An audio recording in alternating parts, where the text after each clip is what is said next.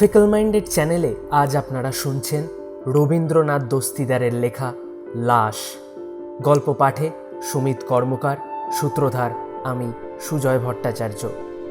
শুরু হচ্ছে আজকের গল্প লাশ।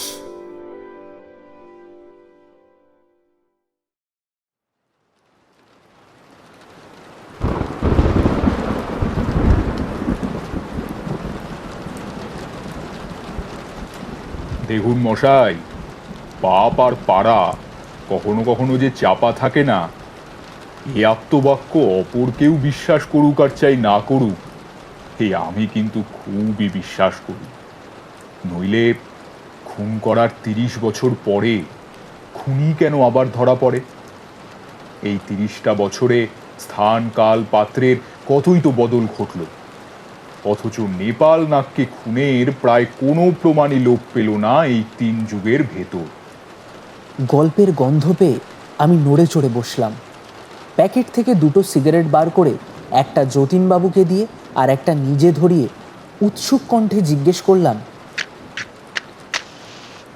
এই ঘটনাটা কি যতীনবাবু? আপনি জানেন পুরোটা? জানি। এক মুখ ধোঁয়া ছেড়ে তিনি বললেন,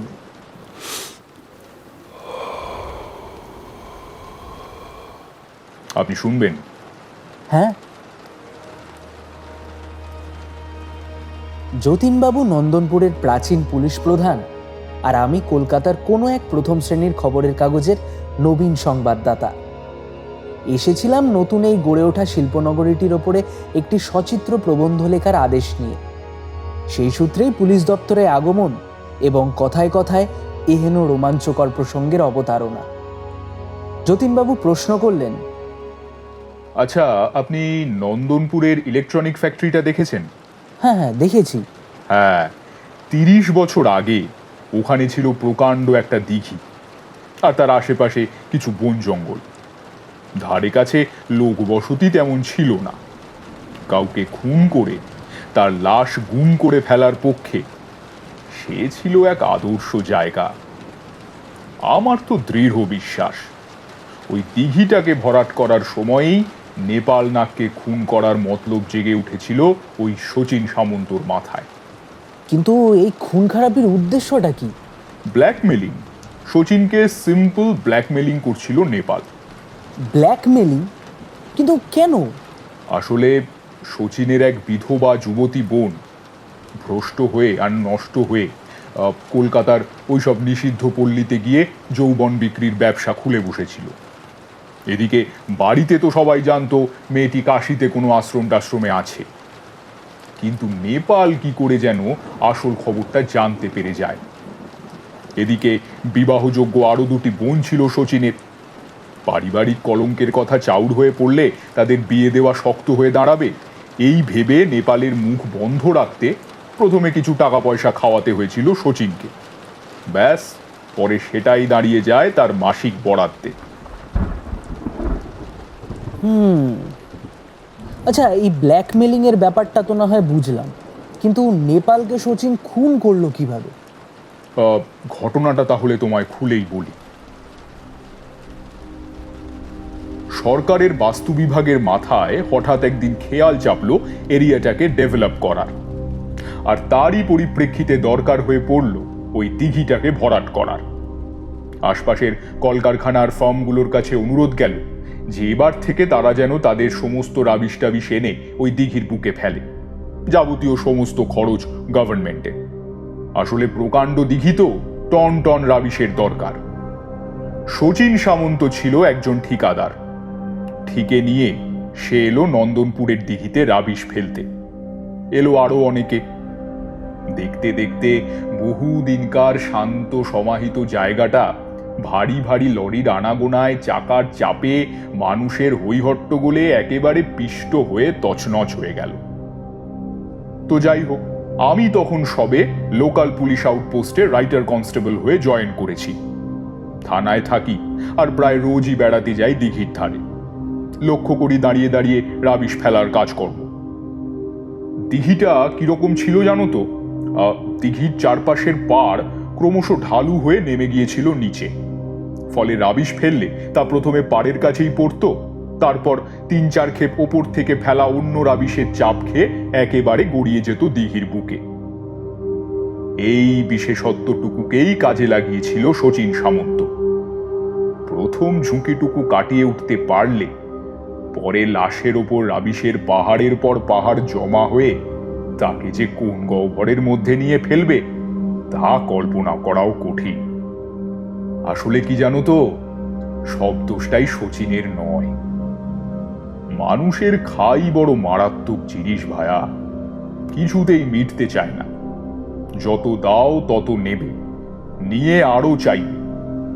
শচীনও লক্ষ্য করলো যে নেপালের চাহিদা ক্রমেই বাড়ছে, বাড়তে বাড়তে একেবারে নির্লজ্জের মতো আকার নিচ্ছে। তাছাড়া ঠিকেদারির কাজে এমন কিছু লাখ টাকার আমদানি হয় না যে সংসারের খরচ জুগিয়ে আবার নেপালেরও পেট ভরানো যায়। আর তারপর বোনেদের নিয়ে সঙ্গে তার নিজের ভবিষ্যৎ তো রয়েইছে। কিন্তু পথের কাঁটা ওই নেপাল নাগের জন্য কোনো দিকে একাগ্র হয়ে কাজ করতে পারছে না শচীন সামন্ত। তারপর অনেক বিনিদ্র রজনী, উত্তপ্ত চিন্তা আর অস্থিরতা কাটিয়ে শচীন শেষ পর্যন্ত চরম পন্থা অবলম্বন করতেই দৃঢ় প্রতিজ্ঞ হলো। ঠিক করলো ওকে জন্মের মতো সরিয়ে দেবে এই পৃথিবী থেকে। কাজের সুবিধের জন্য শচীন সেই বনের ধারে, তখন অবশ্য মানুষজনের ঠেলায় বন বলে আর কিছু অবশিষ্ট ছিল না, অস্থায়ী একটা অফিস গোছের তৈরি হয়েছিল। পরিকল্পনাও ফাঁদা হয়ে গেছিল। টাকা দেবার অছিলায় সেই অফিসে নেপালকে সে ডেকে আনলো। পথে দেখা হতে নিজেই তাকে বলল অমুক দিন রাত ৮টার মধ্যে যেতে। নেপালও সন্দেহ করলো না, কারণ এর আগেও বার ২-৩ সে শচীনের অফিস থেকে ওইভাবে টাকা পয়সা নিয়ে এসেছে। তাই এবারেও একেবারে নিঃসন্দিগ্ধ চিত্তে সে গেল। আর সেই যাওয়াই হলো তার শেষ যাওয়া। শচীন ঠান্ডা মাথায় খুন করলো তাকে। তারপর কি করলো জানো? শনাক্ত করার সব রকম উপায় থেকে বঞ্চিত করার জন্য নেপালের লাশটা টানতে টানতে বাইরে নিয়ে এলো। মতলবও আগেই ফাঁদা ছিল যে নেপালকে খুনের পর কি কি করবে শচীন সামন্ত। আর তারই প্রথম কিস্তি হিসেবে গুরুমোষের জাবনা খাওয়া কাঠের তৈরি বিরাট একটা পাত্রে চটপট কিছুটা প্লাস্টার অফ প্যারিস গুলে নেপালকে তার ভেতরে ঢুকিয়ে দিল। তারপর খুনের অস্ত্রটা, মানে হাতখানেক লম্বা লোহার একটা ভারী রড, সেটাও সেই সঙ্গে পাত্রের ভিতর দিতে ভুল করল না। কুইকলাইম অথবা সিমেন্টের চেয়ে অনেক তাড়াতাড়ি জমে ওঠে প্লাস্টার, আবার ওদের চেয়ে ঘনও হয়, আবার হালকাও হয় যথেষ্ট। চাইটা জমে যাবার পর পাত্রটা ভেঙে সেটাকে বার করে নিল শচীন।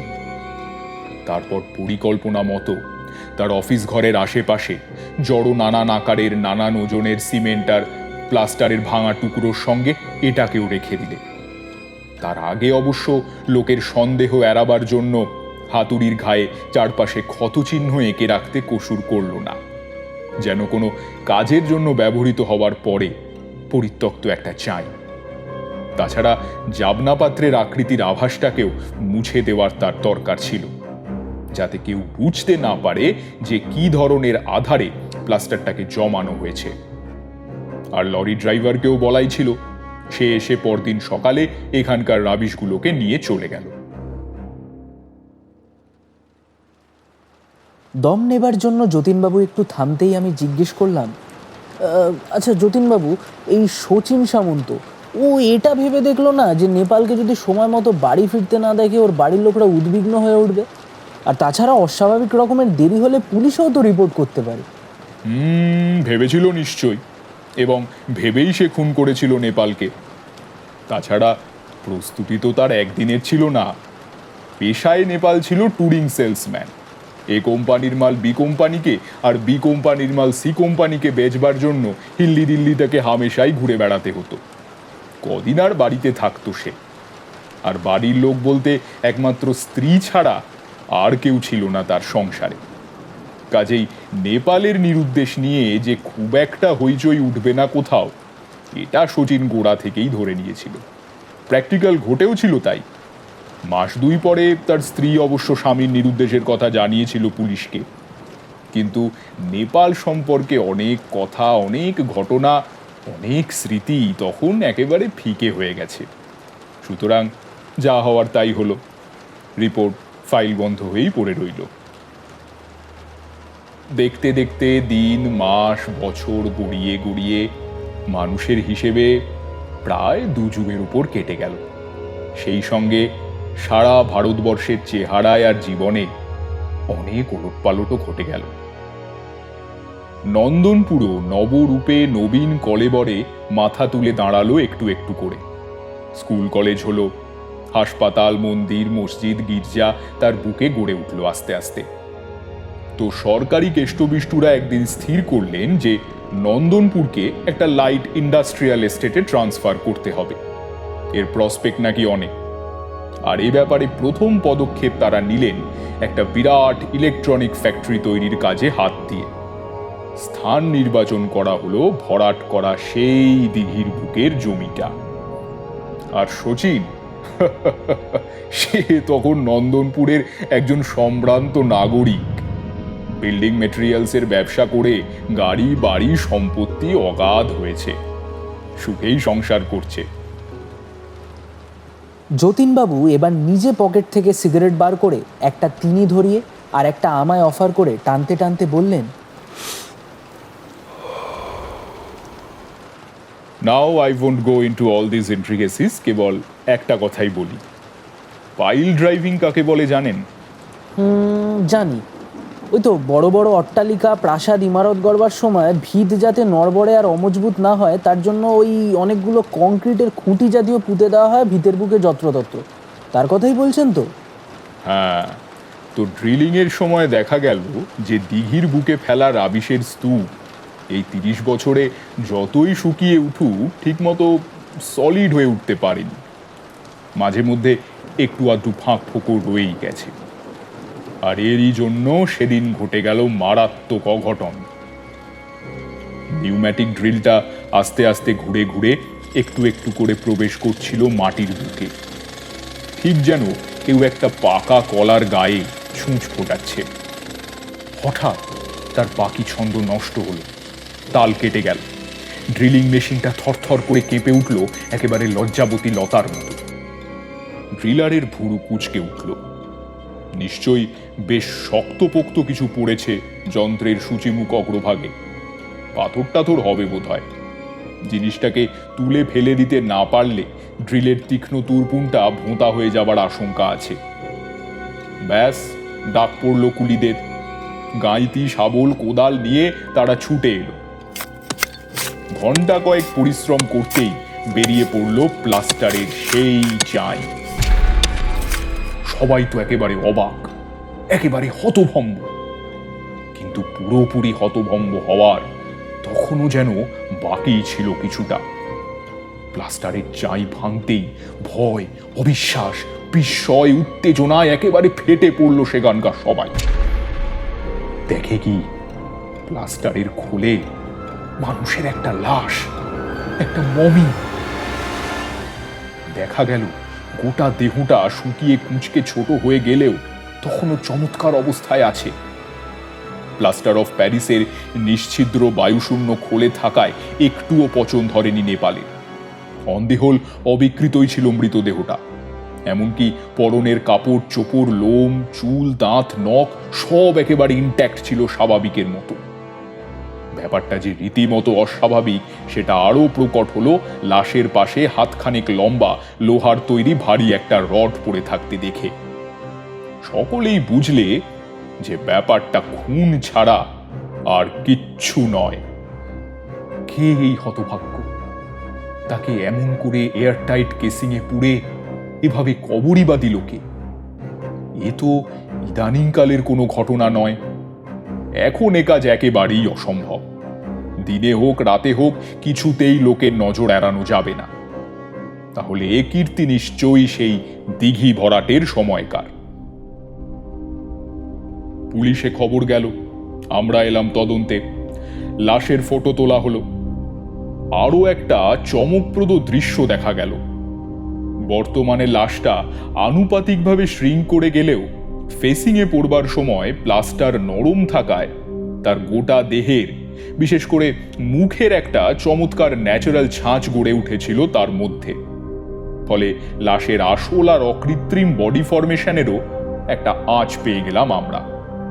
ডেথ ওয়েপনটার গায়ে আঙুলের কোনো ছাপ আছে কিনা পরীক্ষা করতে প্রাথমিক অবস্থায় সামান্য কিছু চিহ্ন আমরা পেলাম বটে, তবে তা নিয়ে উৎসাহ বোধ করার কোনো কিছু ছিল না। তদন্তের মুখে আরও জানা গেল যে গোটা দিঘিটাকে ভরাট করে তুলতে ঠিক 4 বছর সময় লেগেছিল। তখনকার পিডব্লিউডিরা দিঘিটা অরিজিনাল যেখানে ছিল সেখান থেকে এই প্লাস্টার কফিনের দূরত্ব মেপে অনেক অঙ্ক টঙ্ক কষে ক্যালকুলেশন করে পুলিশের গোয়েন্দা দপ্তর শেষ পর্যন্ত আবিষ্কার করল যে এই কবর দেওয়ার ঘটনা 1944 সালের আশেপাশের কোনো সময়ই ঘটা সম্ভব। অবশ্য গোয়েন্দা দপ্তরও খুব একটা ডেফিনিট ছিল না এই হিসেবে। তবে তখনকার পুলিশের মিসিং পার্সনস ফাইল ঘেঁটে যদি নিরুদ্দেশের কোনো খবর টবর পাওয়া যায় তবে নিঃসন্দেহে সেটা তাদের কাছে একটা স্ট্রং ক্লু হয়ে দাঁড়াবে। এবং খোঁজাখুঁজি করতেই বেরিয়েও পড়লো এমনি একটা রিপোর্ট। নেপাল নাগ নিরুদ্দেশ হবার 2 মাস পরে তার স্ত্রী যেটা লিপিবদ্ধ করিয়েছিল পুলিশের কাছে। গোটা জিনিসটা এবারে খানিকটা এগিয়ে এলো। পুলিশ নেপাল নাগের খুনির হদিশ বার করার জন্য একেবারে তৎপর হয়ে উঠল। নেপালের যে বর্ণনা আপাতত আমরা পেলাম তা হচ্ছে বয়স 36, মাঝারি পাতলা গড়ন, সেলস রিপ্রেজেন্টেটিভের কাজ করত। নন্দনপুরে শেষ দেখা গেছিল 1944 সালের জুন মাস নাগাদ। মাথার খুলিতে লোহার ভারী রড মেরে খুন করা হয়েছে। রডটি দেখে খুনির অকুপেশনেরও আমরা একটা ক্লু পেলাম। এই রড দেখে এই সিদ্ধান্তেই পৌঁছালাম যে খুনি নিশ্চয়ই কোনো বিল্ডার বা বিল্ডিং ম্যাটেরিয়ালস নিয়ে ব্যবসায় নিযুক্ত এমন কেউ, নইলে পাইপের ওই টুকরো আর একটা গোটা মানুষকে ঢাকা দেওয়ার মতো অত প্লাস্টার অফ প্যারিস সে পাবেই বা কোথায়। তারপর তার হাতের নাগালে হেভি ট্রান্সপোর্ট চালাবার উপযুক্ত কর্তৃত্ব না থাকলে অত বড় প্লাস্টারের চাইটাকে এভাবে দিঘির বুকে অন্যান্য রাবিশের সঙ্গে ফেলা অন্যের পক্ষে আদৌ সম্ভবপর ছিল না। তো যাই হোক, পাওয়া সূত্র আর সিদ্ধান্ত বাড়িয়ে একটা জিনিসই বারবার সব দিক থেকে মাথা তুলে দাঁড়াচ্ছিল। সেটা হলো এত বড় একটা প্লাস্টারের চাই নিশ্চয়ই সে খোলাখুলিভাবে কোনো জায়গায় জমাতে যায়নি। কাজটা করেছে সঙ্গোপনে এবং সকলের অলক্ষ্যে। যেখানে সে নিরুদ্বেগে কাজ সেরেছে তারপর কাউকে সন্দেহ করতে না দিয়ে নির্বিবাদে তুলে এনে ফেলেছে দিঘির বুকে। কোনো মাস্টার বিল্ডার ছাড়া এ কাজ আর কার পক্ষেই বা সম্ভব?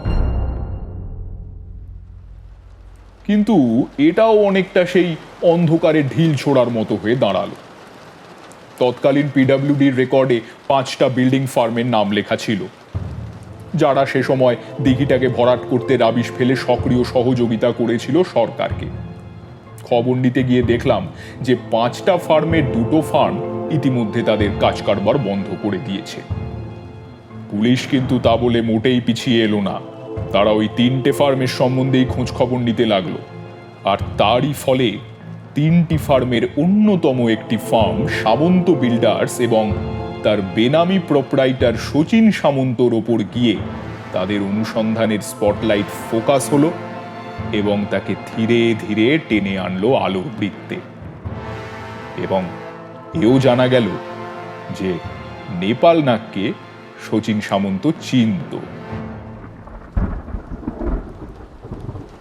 বর্তমানের প্রভাবশালী আর ধনী ব্যবসায়ী এবং নন্দনপুরের একজন সম্ভ্রান্ত ও দায়িত্বশীল নাগরিক শচীন সামন্তের পক্ষে 30 বছর আগে এক অখ্যাত অবজ্ঞাত সাধারণ সেলস রিপ্রেজেন্টেটিভ নেপাল নাগকে হত্যা করার পেছনে কি মোটিভ যে থাকতে পারে পুলিশের গোয়েন্দা দপ্তরের বড় বড় মাথাও ভেবে কোনো কুল কিনারা করতে পারলেন না।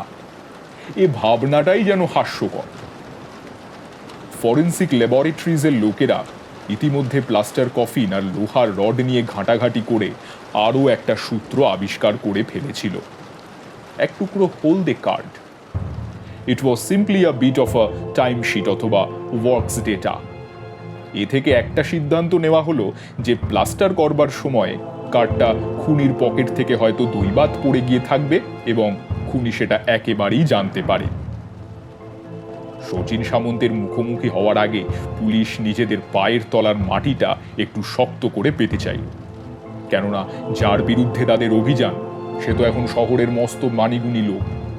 চালের একটু এদিক ওদিক হলেই কিন্তু পুলিশকেও ফ্যাসাদে পড়তে হবে। ভেবে চিনতে একটা রাস্তা বের করলো তারা, আ trap of some sort. Nepal নাগের সম্বন্ধে শচীন সামন্তের জ্ঞান আর ধারণা কতখানি তাই আগে যাচাই করে দেখতে চাইল পুলিশ, কারণ দুজনেই সমসাময়িক। নেপালকে শচীন চেনে, কিন্তু এখন সেটা স্বীকার করে কিনা তাই জানবার জন্য আগ্রহী হলো তারা। প্রথমে আমরা গেলাম নেপালের স্ত্রীর কাছে। তাকে অনেক খুঁজে আমাদের বার করতে হয়েছিল। তাকে বলা হলো যে স্মৃতির সমুদ্রে ডুব দিয়ে 30 বছর আগের যতগুলি সম্ভব সূক্তি পারা যায় তুলে আনতে। মিসেস নাগ তা অবশ্য পারলেন না, তবে এটুকু জানালেন যে প্রত্যেক মাসেই মাইনের টাকাগুলো ছাড়াও আরো বেশ কিছু বাড়তি টাকা আনতেন তার স্বামী। কোত্থেকে পেয়েছে জিজ্ঞেস করলে কেবল মুচকে মুচকে হাসতেন। একদিন কেবল রহস্য করে বলেছিলেন যে তিনি নাকি একটা কামধেনু পুষেছেন। পুলিশ বুঝলো এবার যে খুনের মোটিভটা কি। নেপাল সম্ভবত ব্ল্যাকমেল করেছিল খুনিকে। তারা আরো চাপ দিল মিসেস নাগকে এ বিষয়ে আরো কিছু স্মরণ করে বলতে। অনেকক্ষণ ভেবে মিসেস নাগ জবাব দিলেন, আমার স্বামী একবার আমাকে কিছু টাকা আনতে পাঠিয়েছিলেন একজনের কাছে। নিজে তিনি তখন অসুস্থ হয়ে শয্যাশায়ী ছিলেন। বলেছিলেন আমার এই চিঠি নিয়ে তার কাছে গেলেই সে টাকা দেবে, না বলবে না। গিয়েছিলাম এবং টাকাও পেয়েছিলাম, নগদ 500 টাকা। তখনই আমার মনে সন্দেহ হয়েছিল, এক কথায় লোকটা এত টাকা দিচ্ছে কেন আমার স্বামীকে। লোকটির নাম মনে আছে? হ্যাঁ, শচীন সামন্ত। একটা নিঃশ্বাস বেরিয়ে বুকটা একেবারে হালকা হয়ে গেল আমাদের। ইন দ্য মিন টাইম সেই হলুদ রঙের টাইম অ্যাড করা কার্ড নিয়ে আর এক ধাপ এগিয়েছিল পুলিশ। সৌভাগ্যবশত প্রিন্টার্সের যে নাম ঠিকানা ছাপা ছিল সেই কার্ডে সেটা নষ্ট হয়নি। খোঁজ করতে গিয়ে বেরিয়ে পড়লো সেই প্রেস। 30 বছর আগেকার চেহারা তো তার আর নেই, প্রিন্টারও বেঁচে ছিলেন না, কিন্তু তার ছেলে অর্থাৎ বর্তমানের প্রেস মালিক কার্ড দেখে খাতাপত্র আর ফাইল ঘেঁটে জানালো যে এই কার্ড তারা ছেপে দিয়েছিল জনৈক শচীন সামন্ত বলে একজন কাস্টমারকে। 500 কার্ড প্রায় ছাপানো হয়েছিল। ব্যাস, সব দিক দিয়ে তৈরি হয়ে এইবার প্রথম শচীন সামন্তের সঙ্গে মুখোমুখি হলো পুলিশ। স্বাভাবিকভাবেই নেপাল নাগের বিষয়ে প্রত্যেকটি প্রশ্নই অস্বীকার করল, এমনকি তাকে যে সে চিনত তাও স্বীকার করল না। পুলিশ আর কিছু না বলে ক্ষমা চেয়ে চলে এলো সেবারকার মতো। জিন হোয়াইট, ফরেন্সিক ল্যাব আর পুলিশের লোকেরা সমবেতভাবে মিলে নেপাল নাগের লাশের একটা মোমের ছাঁচ তৈরি করে ফেলল। খুবই কঠিন কাজ নিঃসন্দেহে। বলা বাহুল্য মিসেস নাগ এ ব্যাপারে আমাদের অনেক সাহায্য করেছিলেন। মোমের মডেল তৈরি করা শেষ হলে শচীন সামন্তকে একদিন ইনভাইট করা হলো আমাদের হেডকোয়ার্টার্সে। তারপর নেপাল নাগের সেই লাইফ ড্যামির সামনে বসিয়ে চোখের সামনে লোহার সেই ভাঙা রডটা রেখে পুলিশ তাকে অবিরাম আর অনর্গল প্রশ্ন করে চলল। এইবার কিন্তু শচীন সামন্ত ভেঙে পড়ল। 30 বছর ধরে রুদ্ধদ্বারে বন্দী ছিলেন, এতদিনে মুক্তি হলো। খুনের কথাটা সে শেষমেশ স্বীকার করল। আসলে লোকটা তো জন্ম অপরাধী ছিল না, পরিস্থিতি তাকে ক্রিমিনাল সাজতে বাধ্য করেছিল।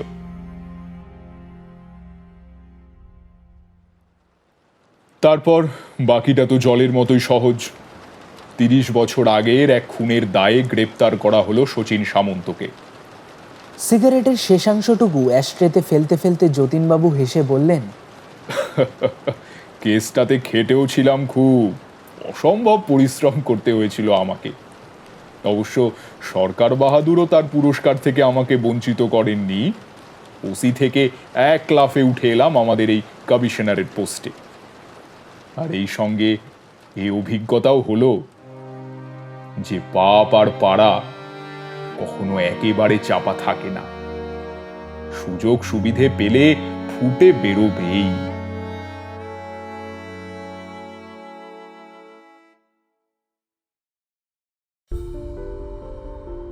শুনছিলেন রবীন্দ্রনাথ দস্তিদার রচিত লাশ।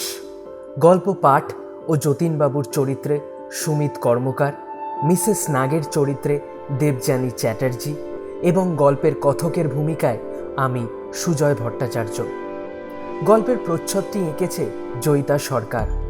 সূত্রধার, সমগ্র পরিকল্পনা ও সম্পাদনায় আমি সুজয় ভট্টাচার্য। গল্প শেষে একটি কথা বলা অত্যন্ত প্রয়োজনীয়। এই গল্পের লেখকের লেখক পরিচিতি সম্পর্কে আমরা কিছু জানতে পারিনি, তাই লেখক বা লেখক পরিবারের কেউ যদি আমাদের এই উপস্থাপনাটি শুনে থাকেন তবে অবশ্যই আমাদের সঙ্গে যোগাযোগ করবেন। কেমন লাগলো আমাদের আজকের গল্পটি কমেন্ট করে জানাতে ভুলবেন না। যদি ভালো লেগে থাকে তবে অবশ্যই লাইক ও শেয়ার করে দেবেন। আর যারা নতুন তারা অবশ্যই চ্যানেলটিকে সাবস্ক্রাইব করে আমাদের পাশে থাকবেন। খুব শীঘ্রই আমরা আরও একটি নতুন গল্প নিয়ে হাজির হচ্ছি আপনাদের কাছে। সুস্থ থাকুন, ভালো থাকুন, ধন্যবাদ।